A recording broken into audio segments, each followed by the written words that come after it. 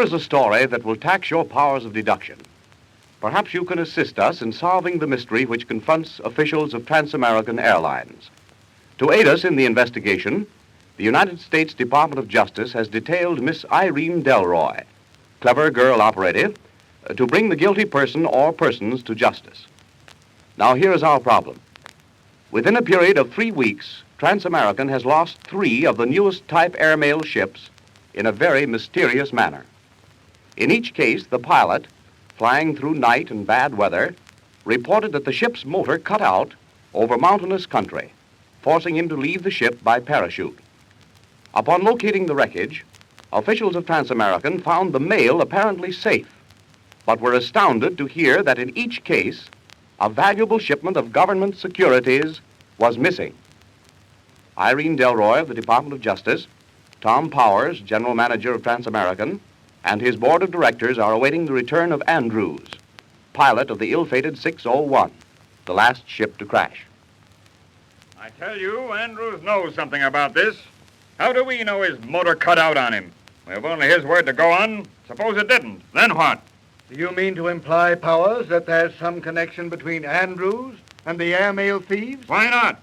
We've lost 3 ships, counting the one tonight. Andrews was the pilot in each case, the only man in the ship. You don't hear about the motors on our passenger lines giving trouble. Why should the mail planes? Most of all, why should Andrews get all the bad breaks? But, Powers, don't lose sight of the fact that heretofore Andrews has been our best pilot. He's been with us since we organized this company.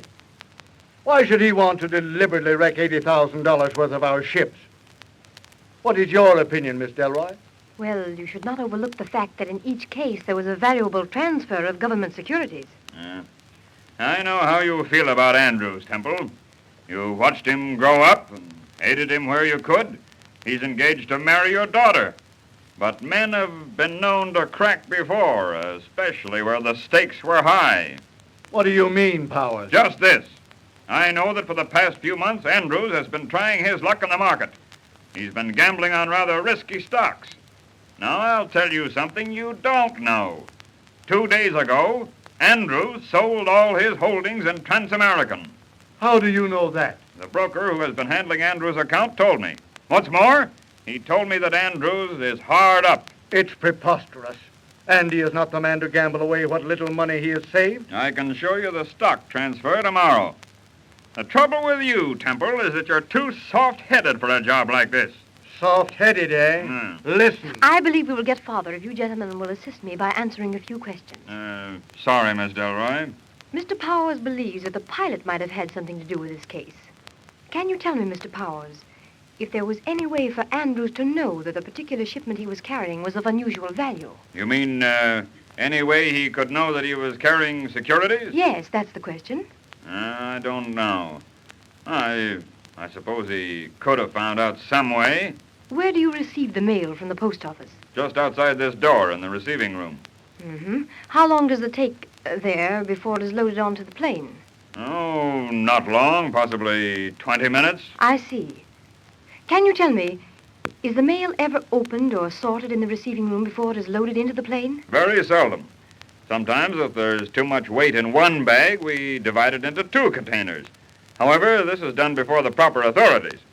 Do you remember if the eastbound pouch was opened here tonight before it was loaded into the plane? Yes, it was opened and divided while the post office men were here. Who ordered it opened? I did. For a reason? Yes.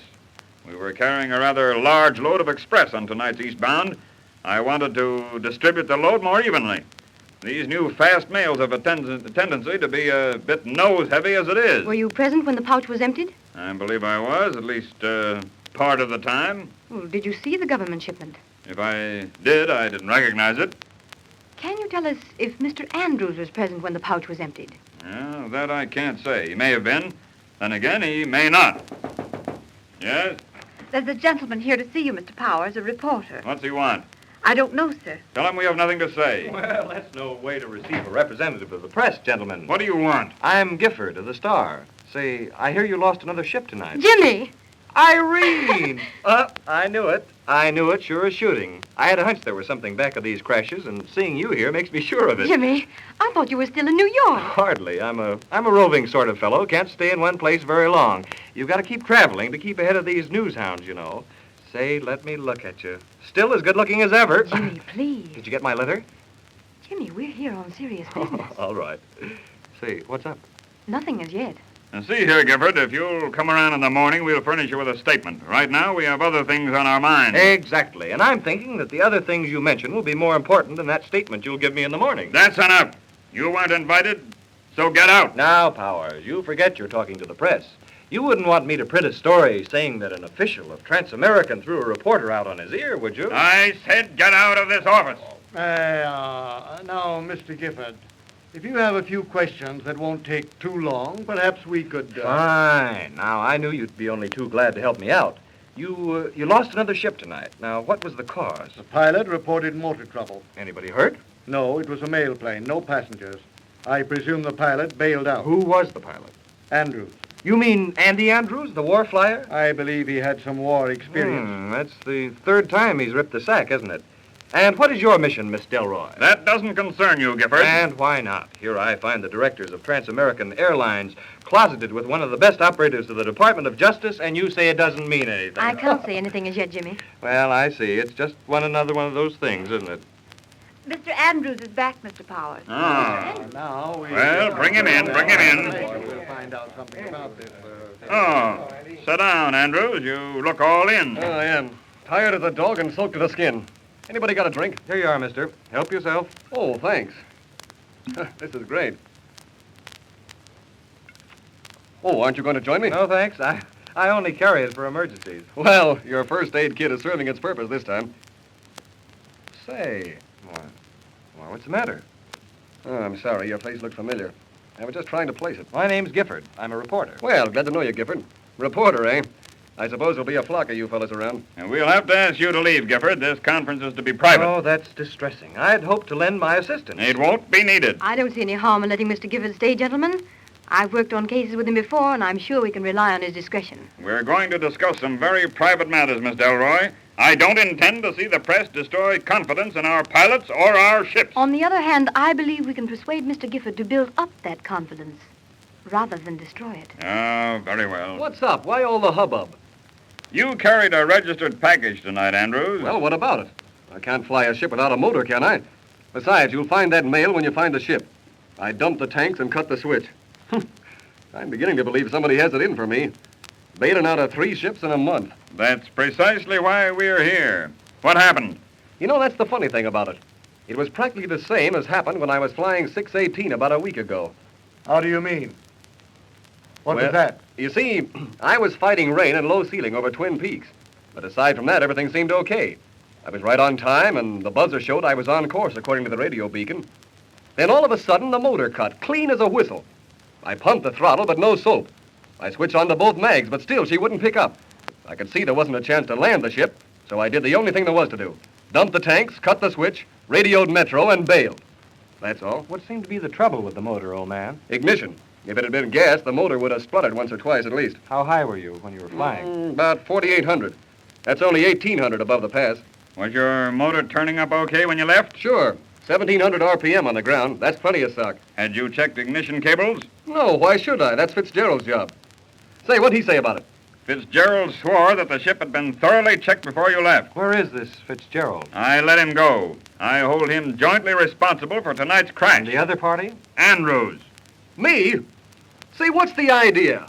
Just because I don't ride a plane to the ground, you blame me. Listen, Powers. I've put every plane we've got through on schedule in all sorts of weather.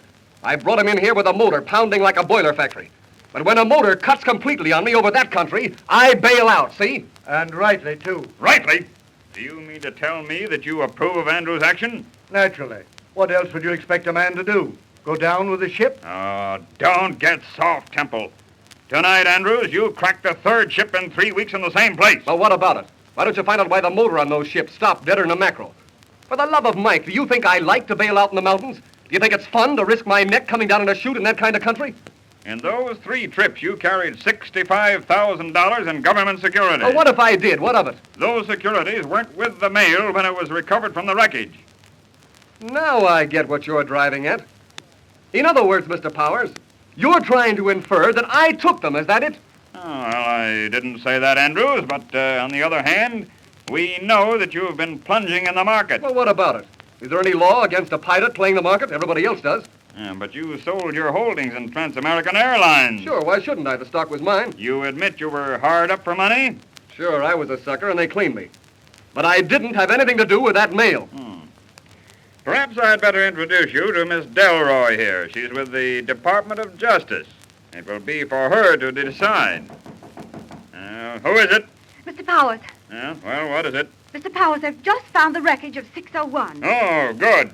Andrews dumped the tanks and cut the switch. Now we'll see if we can find any part of that mail. I don't think you will, sir. Why? Why shouldn't we find it? Because Mr. Fitzgerald found the ship, sir, and reported it was completely burned to pieces.